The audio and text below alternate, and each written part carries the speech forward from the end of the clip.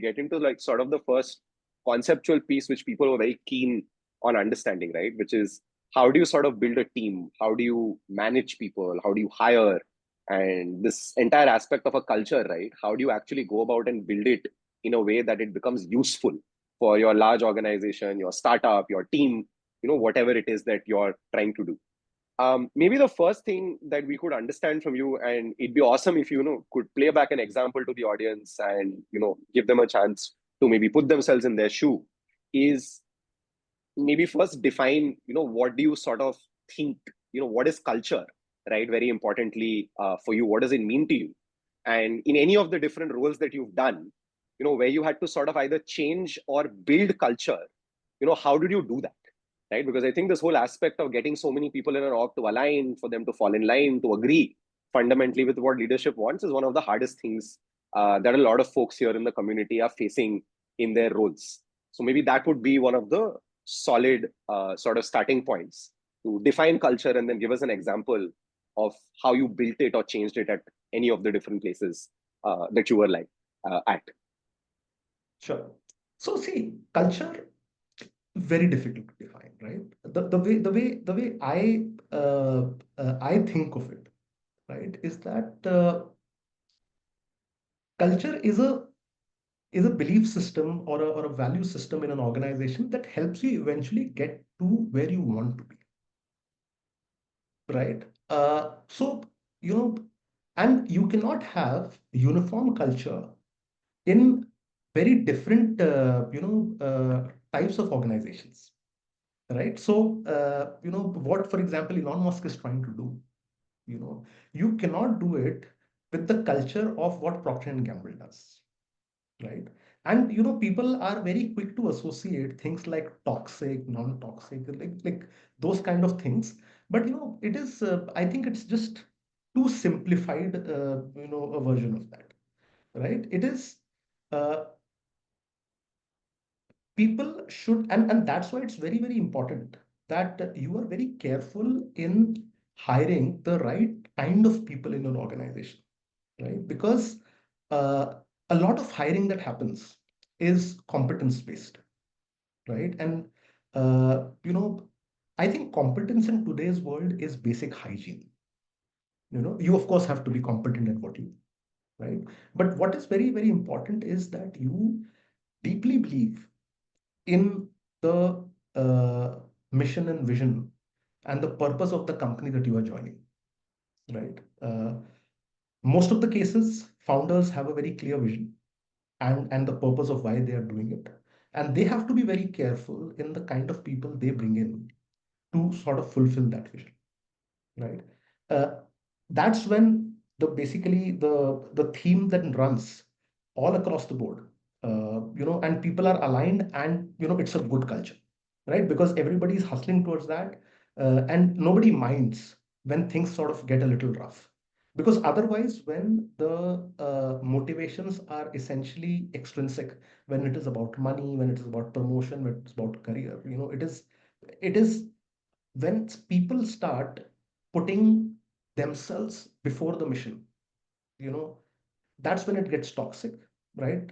And I believe then when people put mission before themselves and people feel the innate desire to do that themselves, that is, I would say, one of the signs of a great culture, right? Then it doesn't matter whether it is 120 hours a day or 70 hours a day or 40 hours a day. I think that is, that is just a very, uh, very simplistic way of putting things, right? Uh, I'll, uh, I'll pose a scenario. This is a very fantastic, event that happened during Ola times, again around COVID.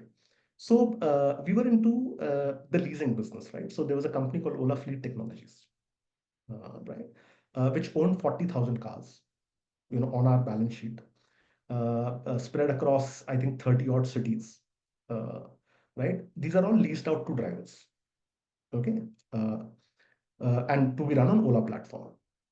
Now we got a hint that this lockdown is coming, right? And there was a practice day that happened, some Janta Bandh or something. I don't remember the exact term, but 1 week before the lockdown was announced, right? So when that happened, suddenly we realized that if suppose we go in a lockdown, and we of course don't know how long the lockdown is going to be, all the cars that are out lease to the drivers. What is going to happen to them? Because they don't own the asset, right? The asset is owned by us. Anything can happen, right? And we we also don't know that when the lockdown is going to start. It can be tomorrow. It can be 1 month ago, right? What would uh, you know? Uh, what would you do in such a scenario, right? Because preservation of the asset was paramount because it's a lot of money, right, on the table, right? And you just can't because the other thing is that uh, we would you can't leave the vehicle in the hands of the driver because these are desperate times, right? So even the best of the people, when desperate, can do anything, right? Uh, the core team assembled, right? Uh, we just set camp in our office, 4 days home, right? We activated the entire Ola setup across the country. We leased out. So every acre roughly can park 220 cars, right?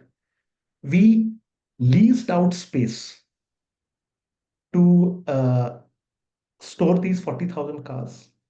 We reached out to all the drivers. you know we gave them whatever needs to be assured in terms of no lease, etc., etc. Got all these cars back, right? 90 So in 4 days we got 90% of the cars back to our uh, warehouses, right, which were negotiated and hired at that particular moment itself, right? In short, there is safety and security for them. In short, that there are maintenance protocols being implemented across these works, right? And then, of course, all the negotiations with the leasing partners, extending some certain kind of insurance benefits to our driver partners. All that happened 4 days, right? For the 10% of the cars that didn't come in, the teams continued to search for those cars for the next 2 years, right? Out of which we recovered another 5-6%.